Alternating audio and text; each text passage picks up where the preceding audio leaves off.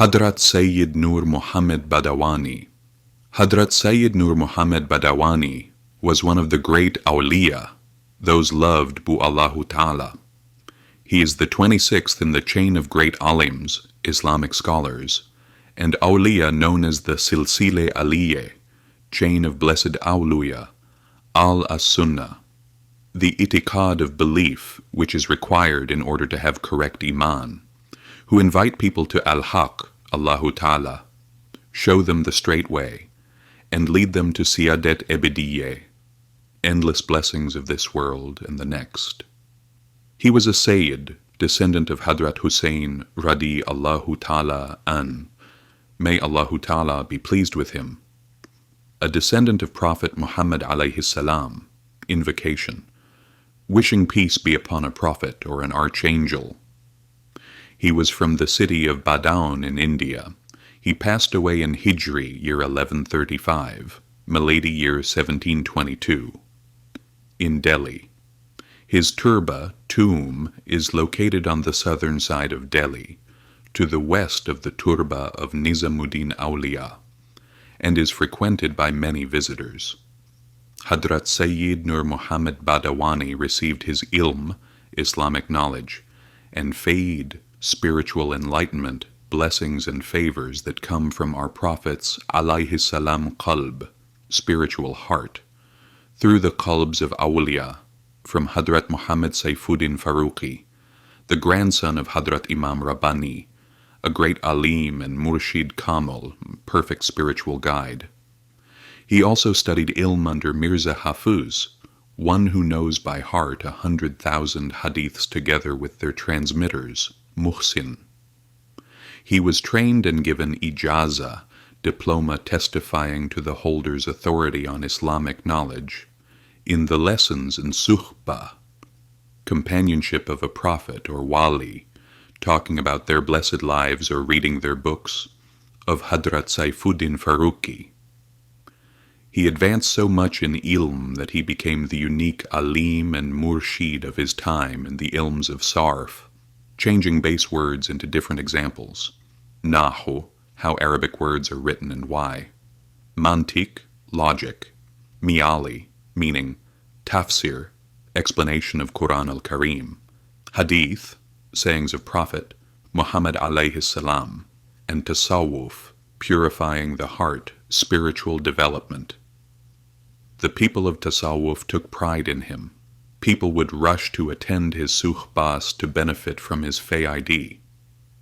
With a single tawajjuh, to focus attention on a person for the passing on of knowledge, the qalbs of his talabas would begin to engage in dhikr, to expel unawareness, remembering Allahu Taala. He used to say, encountering a sinner indulged in sin on the street brings darkness to the qalb, and he would inform which sinning person his talabas had encountered. The most famous of the talabas he raised, and his Khalifa, successor of a religious teacher, was Hadrat Mazar Khan Kanan, who is among the great awliya. Hadrat Sayyid Nur Muhammed Badawani fully adhered to the commands of the deen, religion. His care in avoiding those things that were doubtful and haram, prohibited in Islam, had reached the utmost degree. He would obtain the flour for his bread from halal, jaiz, permissible, lawful in Islam. Sources knead the dough himself, bake it, and eat it little by little only when hunger became overwhelming. He frequently experienced halls, spiritual states, of ecstasy and jazba, attraction, a yearning for Allahu Taala in tasawwuf. He remained immersed in this hall for 15 years. In the final part of his life, when he returned from this hall, he showed great care in conforming to the Sunnah, things which Allahu Taala does not clearly command, but which are acts our Prophet Muhammad alayhis-salam praised, or which he habitually did, or which he did not prohibit, though seeing them done.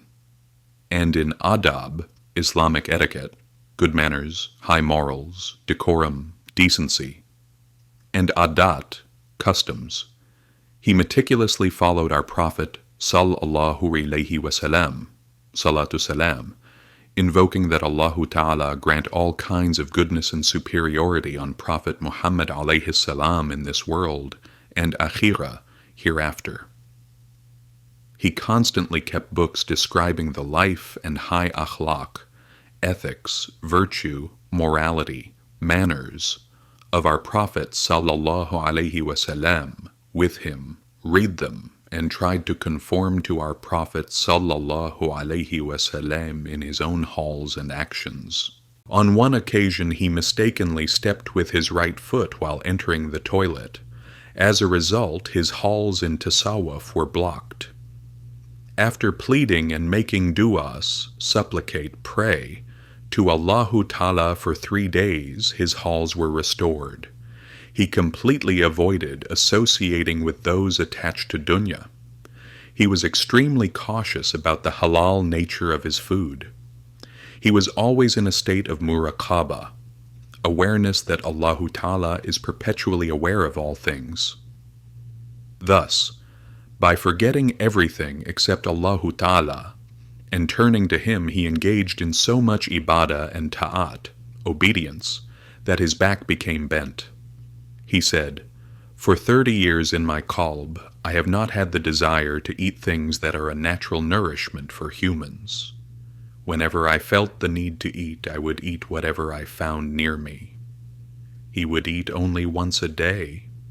He would not touch the offerings of those whose earnings and food were doubtful. Hadrat Mazar Khan Kainan, who was among the great awliya and the foremost talaba of Hadrat Sayyid Nur Muhammed Badawani, would be moved to tears when speaking of his Khojja, Islamic teacher, and say to his talabas, "You did not reach Hadrat Sayyid Nur Muhammed Badawani. You did not see him. If you had seen him, your iman, belief in Islam, would be renewed, and you would say, 'How great is Allahu Ta'ala's power that He created such a Mubarak, blessed person.'" His kashf, unveiling of divine mysteries, was extremely powerful. He could see and understand with the eye of his qalb what others could not perceive with their physical eyes. His life was full of fazilat, virtue, morality, grace, and karama, supernatural wonders of Wallace, from beginning to end. An anecdote of Hadrat Sayyid Nur Muhammed Badawani. A man living near the house of Hadrat Sayyid Nur Muhammed Badawani opened a shop and began to sell opium and hashish. Upon this, Hadrat Sayyid Nur Muhammed Badawani said, "The zulm, cruelty of his opium has affected our spiritual relation, and it saddens me." Upon hearing this, his talabas demolished the opium seller's shop. When Hadrat Sayyid Nur Muhammed Badawani heard of this, he was saddened and said, "Your destroying his shop saddened us more, because preventing his sale of opium and hashish is the duty of the state authorities. You interfered in someone else's responsibility. Thus, an act of mudahana, though one has the means to prevent someone from committing haram, they sacrifice their religion to attain worldly gains, was done. First, it should have been calmly explained to him that this job was haram. If he did not desist, then he could have been stopped. Then he sent gold to the man whose shop had been destroyed. He told his talabas to make peace with him. His talabas gave him the gold and reconciled with him. Upon this, the man gave up selling opium and hashish, made tawbah, repented, and later became a salih, one who is pious and abstains from sins, man and a talaba of Hadrat Sayyid Nur Muhammed Badawani. One day someone brought some food as a gift. When it was presented to him, he calmly said, "There is a zulm in this food, please investigate it."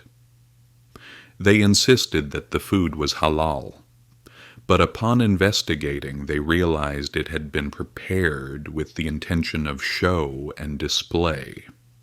If a person who was attached to dunya asked to borrow a book, he would give it. When the book was returned, before using it again, he would set it aside and wait for 3 days. Only after the zulm that had transferred onto it from that person had dissipated from the ni'mat's blessing of his company, he would read it.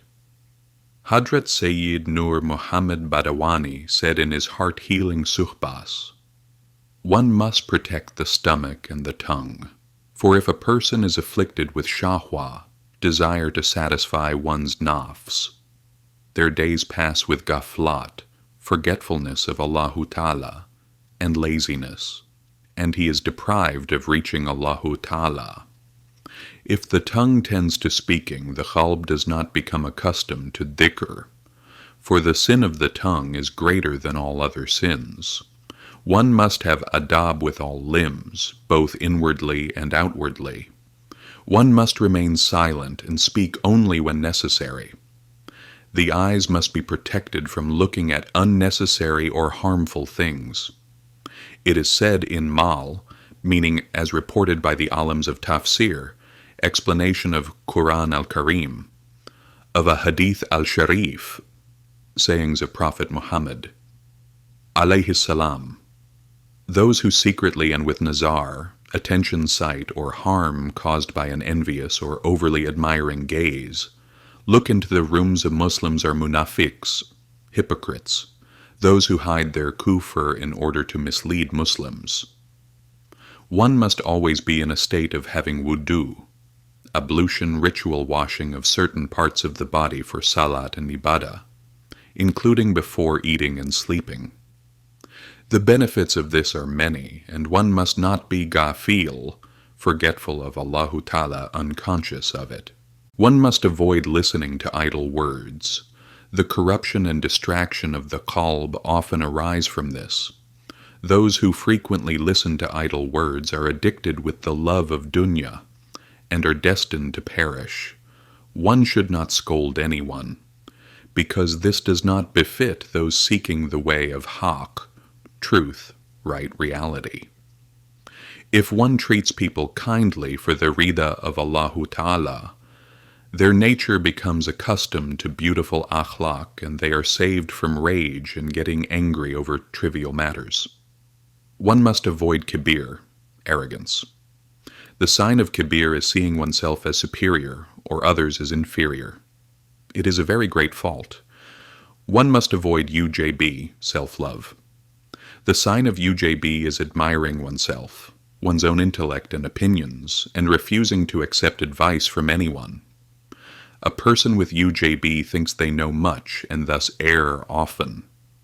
One must avoid hasad, covetous, severe jealousy, grudgeful.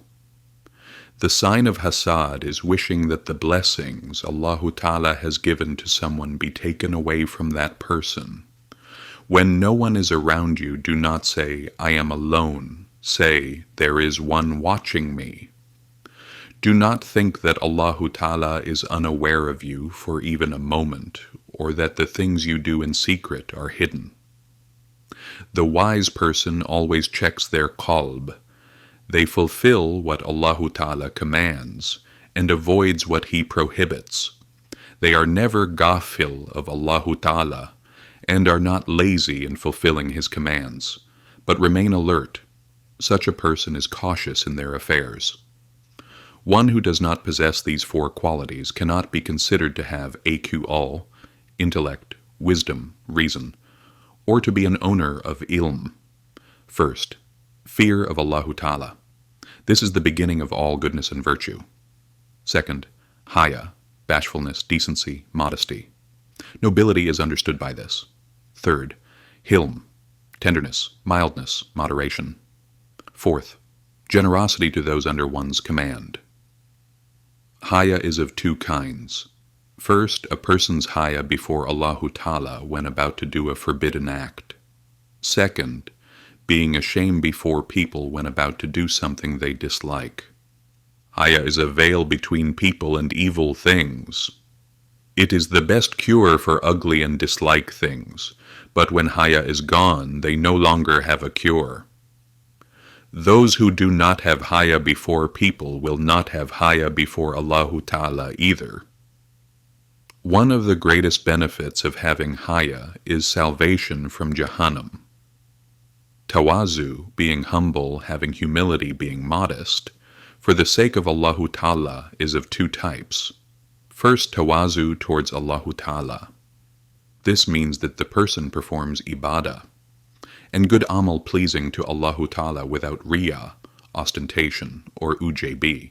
Second, seeing oneself as lower than everyone else in ibadah and ta'at, and higher than others only in sin. One of the great alims said, "Walk humbly on earth, for beneath this ground lie many people who were greater than you in every way. If you think you are something because of your strength, power, honor, and dignity, those who came before you were even stronger and more powerful."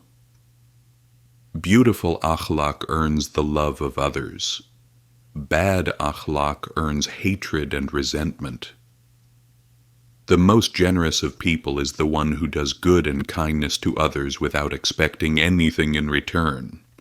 The most superior in forgiveness is the one who, despite having the power to claim their haqq, right, forgives. The best of people is the one who does not sever ties with relatives. The stingiest person is the one who is stingy in giving greetings. It is fitting for a person that when given a gift they accept it, they do not reject it. They express gratitude and they reciprocate with whatever they are capable of.